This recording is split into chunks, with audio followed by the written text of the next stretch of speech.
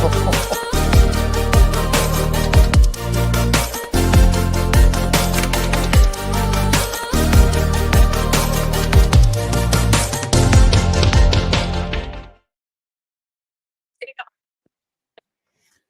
hello there once again. We're here at Let It Run for our happy hour podcast.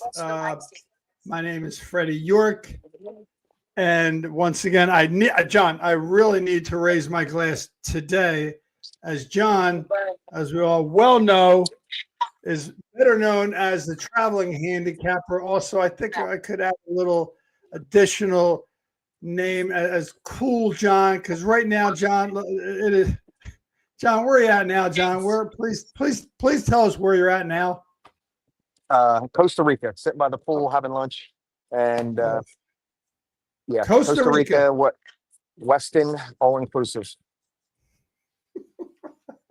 Does and all inclusive today includes horse racing. Always fine time. Always fine John, time. How long have you been there so far? Sunday, we leave tomorrow. Okay. And having a great time. I can only imagine. I saw a couple of your videos. Yeah. What do you got there, Johnny? Coconut mojito. Coconut mojito. Wasn't there a horse called Mojito? Probably. There's been horses called everything. And speaking of horses, I tried to get the video up. We're working on seeing if we could do that. I saw your horse, J.K. Strong, had her first gate workout. How'd it go, John? Yeah, I think it was just teaching her how to break out of the gate. They stood there and they opened the gate by hands, and then she just ran out of there. It wasn't an official timed work, so no, she might be working out tomorrow. But they broke her out of the gate. Got her to understand what it means to go when the gate's open. Yeah, she looked like she handled it pretty well because she came moving out of there pretty good. But yeah. I guess the next step is they'll do a timed gate workout or just a straight workout tomorrow. The next one's probably going to be a workout from the gate. So we're getting close now. We're probably 2 weeks away. Oh, that's awesome, Johnny. You'll keep us posted on that, and we can't wait to hear about that.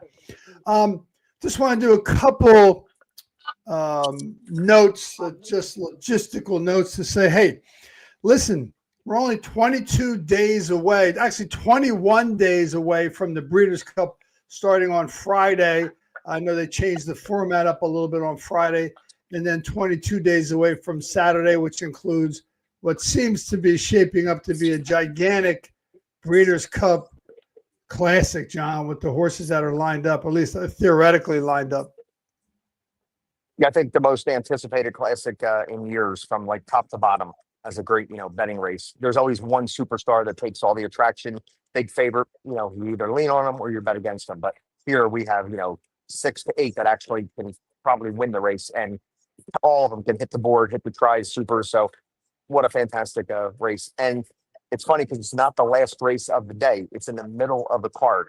It's race 5 or 6. The Classic is going to run in the middle of the card, and then there's probably 4 or 5 Breeders' Cup races after the Classic. Wow.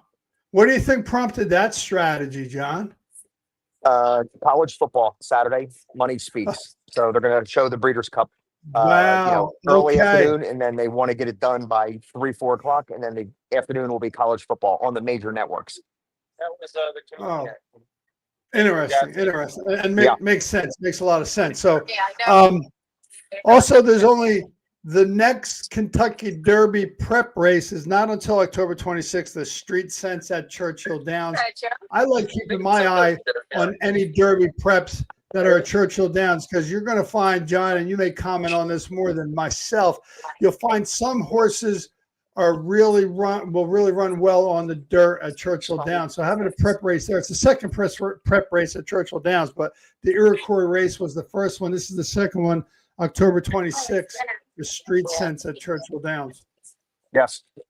So looking forward to that. Let's just get, the Breeders' Cup is what, main focus is. Right now, like we're course, hoping absolutely. to do. And we're hoping to do, we'll announce it more on the network here and on the airwaves about like the podcast that we're going to do for the Breeders' Cup Friday and the Breeders' Cup Saturday. So look for it, a day or two before those races go off, and we'll do a nice long podcast, have some special guests come on and join us, give them their thoughts of the races. So we're looking forward to that. Great. And we'll keep everybody posted on that. And then I'm probably going to be putting together a group pool where everybody can pull their money in together, and we'll maybe play the BCBC contest, which we did very well last year in for the group. So I'll be putting that Sure. out there on my text group for my guys, and we'll put together a nice big pool, play the pick fives and Love the it. contest. Love it. So Awesome, that's John. coming up. Looking forward to looking forward to that as well. A couple real quick notes, and then we'll get into the actual reason we're here today, which is a happy hour, but talk about some betting strategy. But first, let me take a minute to thank our sponsors once again. Cases Pork Roll, family owned and operated since 1870. Cases for the taste. Also want to thank the Vape Shop in Hamilton on Route 33. They have all your vape supplies and a full selection of top-selling CBD. Speaking of top-selling, John, let's talk about some betting strategies. I am personally really excited to hear about what this Dutch betting and exacta box is. It doesn't have anything to do with buying dinner or anything, right, John? It does not. No, it's just a Okay, term good. used. A lot of the contest players, use that strategy. Instead of playing a Okay. straight exacta box, say you had $200 left in your account, you got a $100 exacta box. Obviously, you're going to cheer for the longer price one.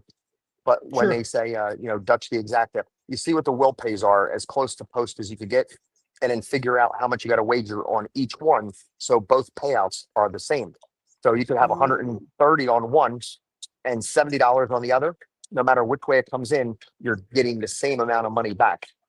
Whereas if you did $100 each way and treated it equal, if the favorite came in, you're getting way less than you would if the longer shot came in. So they try to, they call it, we're going to Dutch the exacta and try to get the same return on both ways, whichever way it comes in. They're going to lean on two horses in a race. So in a contest, late in the contest, that's a big play for a lot of the big contest players. Okay, that's an interesting. It makes sense the way you described it, particularly if you're looking at a strategy you would use at the end of a contest when you're trying to hit a score and try and get something good. You could bounce it around that way. That makes sense. I totally like that. I'd never heard of that before, but I like it. So how about let's talk about the next betting strategy that John's going to talk about. And I know, although I saw a commercial already, John, on TV from Home Depot for Christmas. Come on, man. It's only October 10th. But we're going to talk a little Christmas here. But ours is a little bit more important, I think. We're going to talk a little bit about a Christmas tree type structure on a superfecta bet, John. So why don't we give that a little shot here and talk about that? Yep. All the Halloween decorations are 50% off in the stores now. Christmas, like you said, Home Depot's covered with Christmas trees. So Any right. Christmas decorations down there in Costa Rica, John? Any Christmas decorations down there yet? they're not even thinking about it. And it actually did not call for snow. No, there's no snow down here. So they're not even looking forward to it. All right, let's go. The structure I'm talking about is a fun way to play a superfecta 10-cent super, where you might have like two key horses on the top end. And as you go deeper, more horses have a chance to run second, third, especially fourth. Anybody in the field Sure. can possibly, run fourth. So you want to go deeper in those legs. You take your, say, for example, two key horses on top, the next level in second place, you put those two horses and you add two more, make it 4 across. And then the next leg, third leg, add those 4 horses and then maybe throw in 2 additional ones. Then you get down to the fourth leg and you might go those 6 horses and add 2 more. So now you're 2 by 4 by 6 by 8. And it comes out to like a $180 bet, but for 10 cents, it's like $18. And then Wow. you could move your key horses down. Like I always like to move the all button, throughout the sequence to try to really make a score. So if it's a wide open race, Mhm. take your 2 key horses, move them into the second spot, move your 4 horses on the top. So now you got 4 horses, maybe some could be a price to, and then maybe your key gets beat at the wire and he runs second. Then you can move the key down to the third spot in case you get the 2 prices in the first and second spots. And then your key horse, runs third and you catch a bomb in the fourth end. So as much as you want to go down the line with your 2 key horses, just a fun structure, 18, 18, 18 could be, $54 bet. And you use your 2 keys in the top 3 spots. One of the 2 of them have to be, in the top 3 spots to make that bet. I like that a lot. Now, that is the Christmas tree structure on a superfecta bet. Is there ever such thing as an upside down Christmas tree? I know they're very popular in some people's homes, but just wondering if that is a possibility in the superfecta too. Could you do an upside down structure?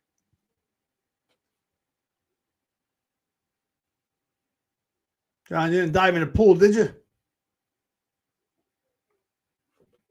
All right. Looks like for a minute we might have lost John, but I'm sure John will come right back on. He's pretty tech savvy, and he's back. Would you have to go get a Right. John, would you have to go get another mojito? You could have just said, That I'll was be my right wife. back. Yeah. Yep. Mojito. I got my fish tacos in front of me right here now. All right. Well, hey, listen. So let's take the next step in our happy hour segment here. We're going to do a little bit of a deep dive. I know, John, hopefully you didn't dive off that boat when those humpback whales were in the water right near. That would be a different kind of deep dive. I don't think you probably did that. It was, I think 160 feet deep at that point, and we are not going to dive that deep. We're going to dive deep here, though. We're going to cover race 9 at Keeneland tomorrow, which is a big race, the QE2 Challenge Cup, mile and an eighth on turf. It's going to be fast and firm tomorrow at Keeneland. No weather concerns there. Maybe some weather concerns here up in the Northeast, but nothing going on down there in Lexington, Kentucky. There's a nice field of 9 here. Couple comments before we go into each race. Only the 7 and the 9 horse, who are most likely going to be probably the 9 will be one of the favorites, but only the 7 and 9 have raced at Keeneland on the turf before. And also, this is a grade 1 race, and only the 1, 5, 8, and 9 have been one time in grade 1 company. And the wild card, we'll get to that wild card when we talk about, but let's talk about the races, the horses in this race. Let's go number 1, Lush Lips, written by Tyler Gaffalione. Morning line of 5-1 on the rail. Brendan Walsh, super hot trainer, currently hitting at 45%. John, what do you think about this horse, Lush Lips? Very good shot. I think it's going to work out a great trip, from the inside, save all the ground.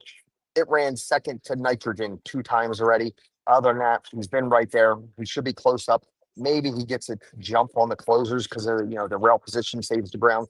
Maybe gets a jump on the 2 and the 2 and the 9 that are going to be the favorites. 9, yep. So give the 1 a big shot. I can't argue with that as well. I mean, I think Brendan Walsh is just putting horses wherever they belong to win. And if you come in second to Nitrogen 2 times, that's not too bad.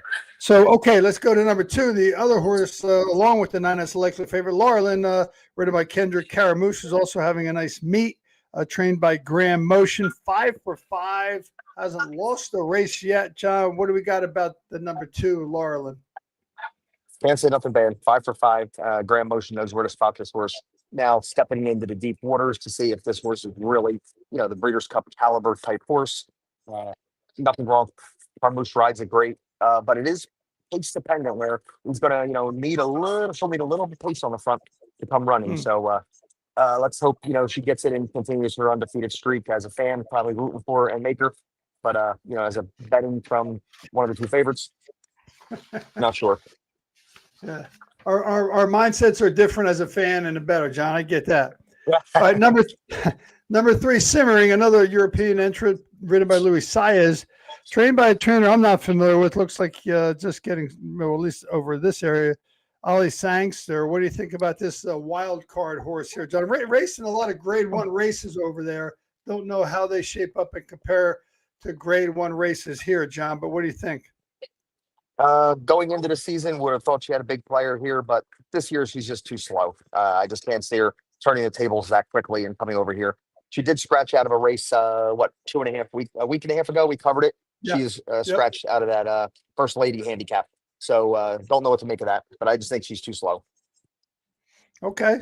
So that takes us right now to the number 4, Daisy Flyer, trained by George Arnold, ridden by Florent Geroux.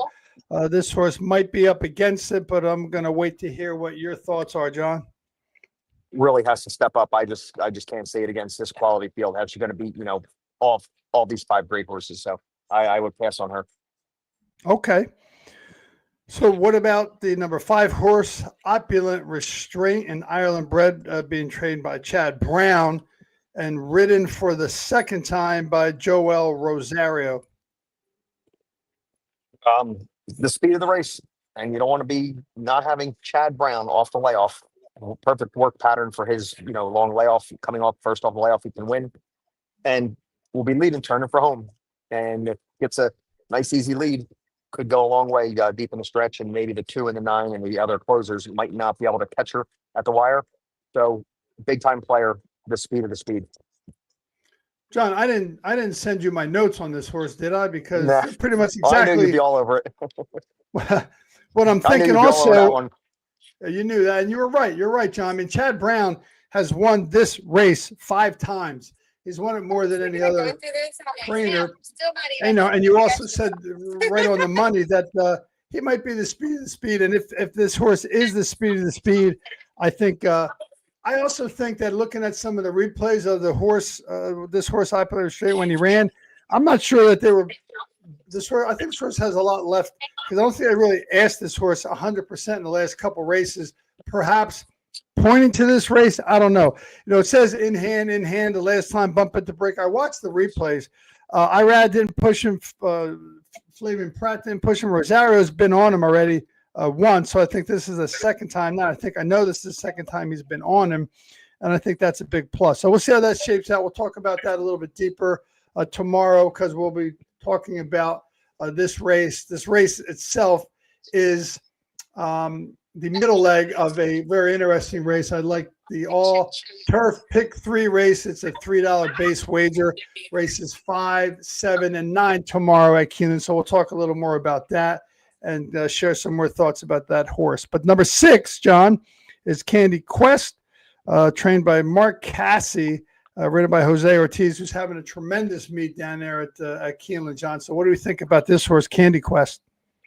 She's one of many closers here. If she was in a race where, a little bit more speed and maybe she was the only closer that you can have an angle, but is she going to outclose the 2, the 9, everybody else that's coming?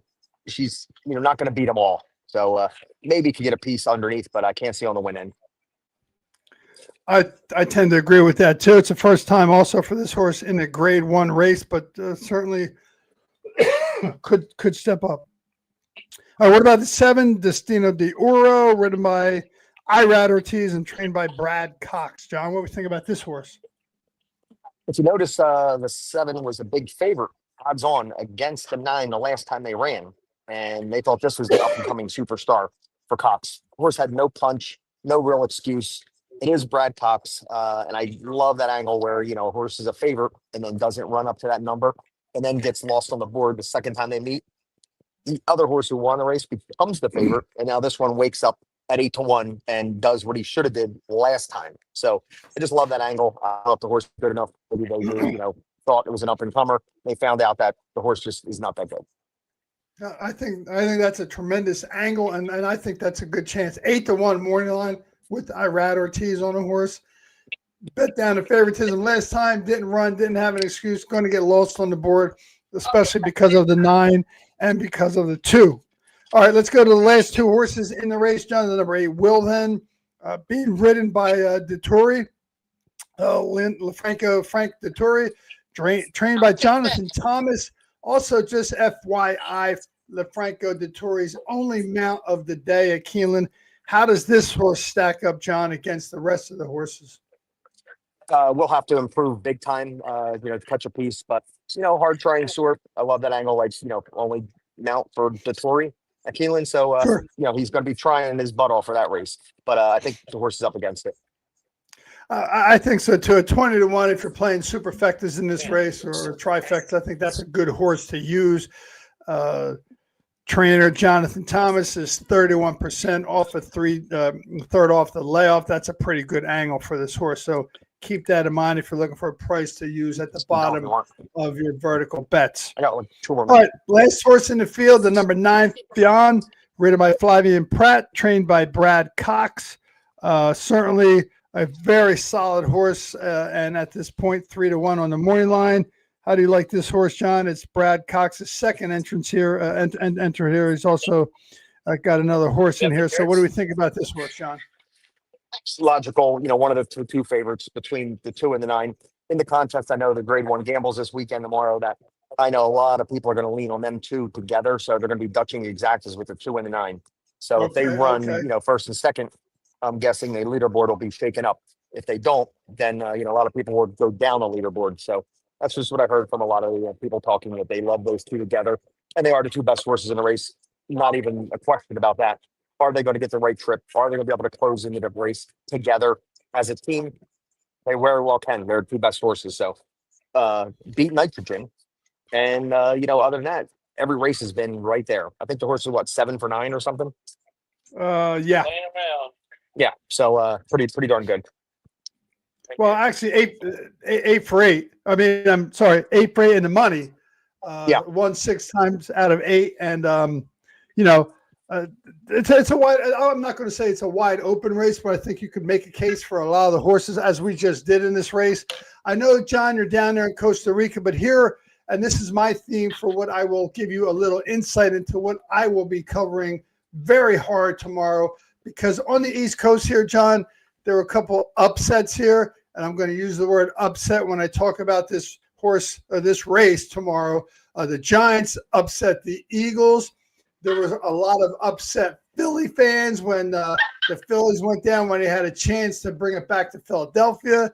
The Flyers lost, so there were even more upset fans. A lot of upset going on, John, here on the East Coast. I think I'm going to take that thought into my breakdown of the races tomorrow, particularly race 9, John. Were you guys talking about the Phillies there yesterday in Costa Rica at all?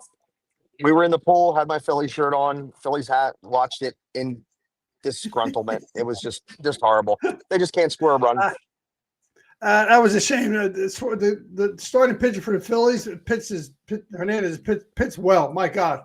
Talk about 2 a great games. He pitcher. pitched 2 gems and lost both. Yep, and lost both. So that was terrible. But well, I'm going to keep that upset thought in mind for tomorrow, John. And on that note, John, I hope you enjoy what you're eating now. What are you eating now, John? I'll let you go, and I'll let you eat the rest of it. Trying to get some fish tacos down before we jump in the pool and swim up to the bar. Once again, folks, John Costin, the traveling handicapper, living up to his name. There is no one better, in my opinion, than John Costin.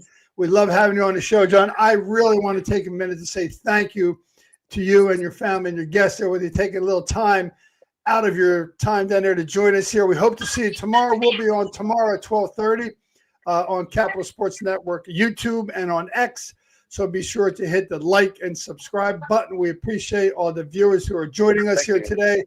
I appreciate you, John, for joining us. I hope you and your family and friends have a great time down there, John. So thanks again, brother.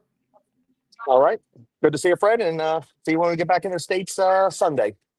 Okay. All right, brother. Let him run, John, but make sure, John, right now you run to the swim up bar, okay? Okay. That's my next stop. I see.